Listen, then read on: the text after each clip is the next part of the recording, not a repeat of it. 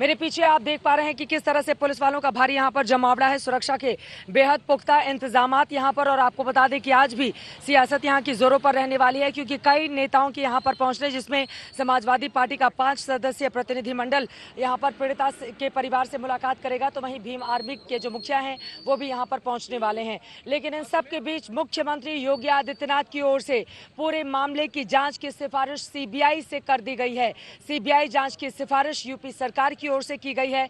इस समाज को तो भरोसा है कि हाँ, सीबीआई से जांच होगी तो फिर पूरे मामले में इंसाफ मिलेगा। लेकिन जो पीड़ित परिवार है वो कह रहा है कि हमें सीबीआई नहीं बल्कि हमें न्यायिक जांच चाहिए। अब सवाल यह है कि क्या न्यायिक जांच के आदेश इस पूरे मामले में दिए जाएंगे? न्यायिक जांच को लेकर सरकार कैसे आगे बढ़ेगी, ये अपने आप में बड़ा सवाल है। ये रिपोर्ट देखिए।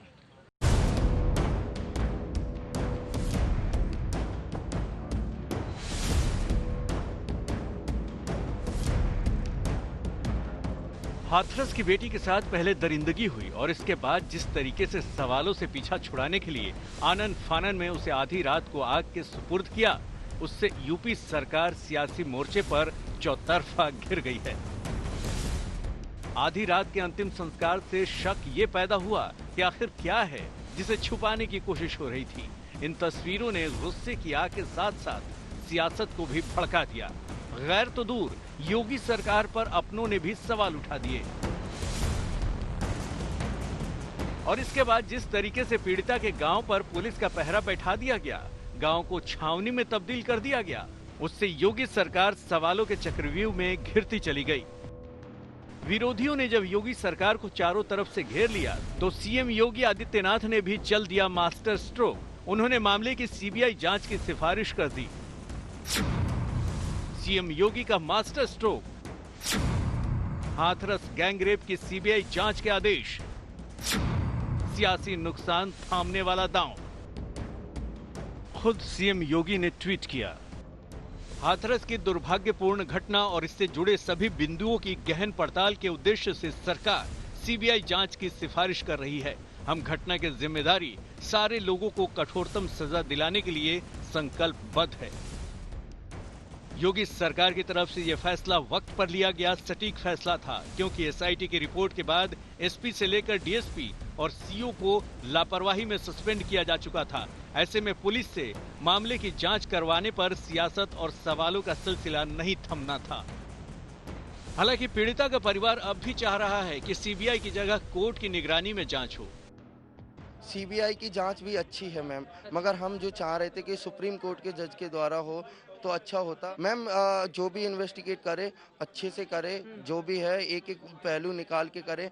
खुश जब ही होंगे जब हमारे सवालों के जवाब देंगे ये लोग। मैम ऐसे कैसे, यही कि हमारी बिना मर्जी के बॉडी वहाँ से क्यों निकाल के लाए। दूसरी बात, जो बॉडी लाए तो उसे दिखा तो देते, एक बार चेहरा तो दिखा देते। जलाया क्यों, पेट्रोल से ही क्यों जलाया, उन्हें इतनी बुरी तरह से अंतिम संस्कार किया है उनका। आज दिन तक दिल में जो बात बैठी हुई है वो बहुत ज़्यादा चुभती है कि ऐसा क्यों हुआ उनके साथ। इस बेटी की जान बचाने के लिए उसको हाथरस से महज 200 किलोमीटर दूर देश की राजधानी दिल्ली तक लाने में 2 हफ्ते का वक्त लग गया था। गर्दन और रीढ़ तोड़ देने और जुबान काट देने वाली हैवानियत सामने आने के बाद देश के कई राज्यों में प्रदर्शन हुए। ऐसे में सवाल यह है कि क्या सीबीआई जांच से ये सियासत रुक जाएगी? मुख्यमंत्री जी, ये दिखावा बंद करिए।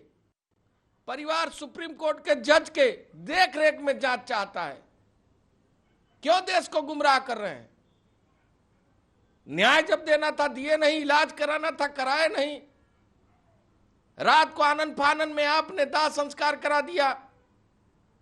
छोटे मोटे कर्मचारियों के खिलाफ कार्रवाई कर रहे हैं, आप जवाबदेही से क्यों भाग रहे हैं? उस बेटी को न्याय दिलाने की बात के लिए सरकार कटिबद्ध थी और पीड़ित परिवार की मांग थी कि इसकी जांच सीबीआई से होनी चाहिए। तो तत्काल जैसे इन अफसर्स ने उस पीड़ित परिवार से मिल करके जाके एडिशनल चीफ सेक्रेटरी गृह और डीजी पुलिस ने बताया, मुख्यमंत्री जी ने आदेश कर दिया। पीड़िता के परिवार में हाथरस के डीएम के खिलाफ गुस्सा है। योगी सरकार के 2 टॉप अफसर लखनऊ से आकर परिवार से मिल चुके हैं। 25 लाख के मुआवजे का ऐलान हो चुका है और अब सीबीआई जांच की सिफारिश भी हो चुकी है। लेकिन ये सारी कवायद कामयाब तभी मानी जाएगी जब गुनहगारों को सजा मिलेगी। हाथरस से मौसमी सिंह और चित्रा त्रिपाठी के साथ आशुतोष, आज तक।